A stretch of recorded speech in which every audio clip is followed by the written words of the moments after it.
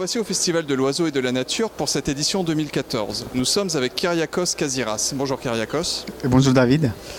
Tu touches à la photographie et à la peinture. Laquelle de ces deux activités a ta préférence au quotidien? Là, c'est une question assez difficile. C'est comme si tu me demandais, parmi des enfants, c'est lequel est mon préféré.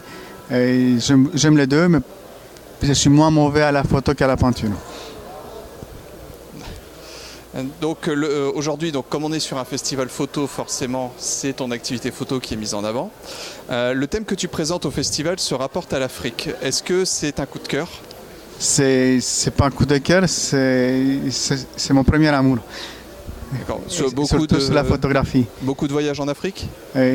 Mon premier voyage, c'était un voyage à travers les photos de mon grand-père maternel qui avait photographié des animaux d'Afrique. J'avais 7 ans, aux alentours de 7 ans. Et quand j'avais vu la première fois des photos de lions et d'éléphants, et puis pour moi, l'Afrique, c'était en noir et blanc. D'accord. Alors on peut remarquer que tes images ont un côté assez poétique, loin de ce qu'on a l'habitude de voir habituellement. Est-ce que tu peux nous présenter un peu plus ta méthode de travail? Il y a aucune méthode. Tout simplement, ce que j'essaie de photographier, c'est un instant de vie ordinaire. Un instant de vie ordinaire de la savane. Je ne cherche pas l'action sensationnelle, mais tout simplement une attitude poétique, la vie ordinaire. Et pour moi, ce qui est important, c'est d'essayer de faire une photo extraordinaire d'une scène ordinaire. Alors, tu as sorti un livre qui s'appelle African Dream. Est-ce que c'est déjà, d'une part, est-ce que c'est lié à ton exposition, ou est-ce que tu peux nous présenter un peu ce livre, comment tu l'as conçu? African Dream, c'est surtout un hommage que je rends à mon grand-père, parce que c'était, comme j'ai dit précédemment, l'Afrique, c'était, j'ai vu les photos noir et blanc, c'était les photos de mon grand-père. Et là, j'ai voulu faire un travail photographique qui ressemblait plus à la chambre qui est numérique. Les photos ont été réalisées avec du matériel actuel. C'était avec le Canon, le DX et le 5D Mark III, avec un 600 mm et un 14 mm et un 300 mm.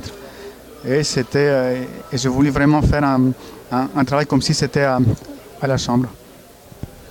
Avec du vrai noir et blanc, en partant du noir, en terminant sur le blanc, et toute la couleur pour moi c'est dans les nuances de gris. Très bien. Et c'est ton premier livre, ou tu as eu d'autres livres de réaliser? Il y a eu un autre livre qui s'appelle Animal Emotion, mais en couleur.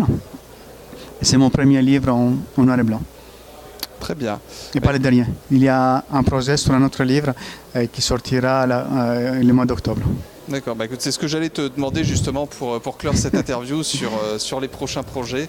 Alors donc tu nous dis un prochain livre, est-ce que le thème est encore secret, ou est-ce qu'on peut juste savoir de quoi il va parler? C'est la même veine qu'African Dream.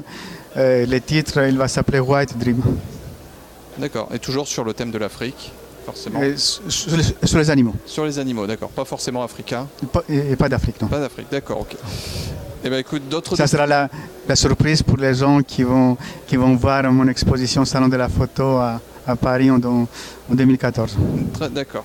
Et éventuellement, en dehors des livres, des voyages de prévus pour... Oui, des voyages, oui. Le premier voyage, c'est le mois de juin. Je pars un mois au Kenya. Ensuite, le mois d'août au Botswana et au Zimbabwe. Du 10 septembre au 17 octobre sur un village inuit en Alaska. Ça, c'est pour 2014. D'accord, de beaux voyages en perspective. Je l'espère. Merci beaucoup en tout cas pour nous avoir accordé quelques minutes de ton temps, et écoute, on souhaite une très bonne suite et fin de festival. Merci à Revue Photo de m'avoir invité. Bonne continuation. Merci.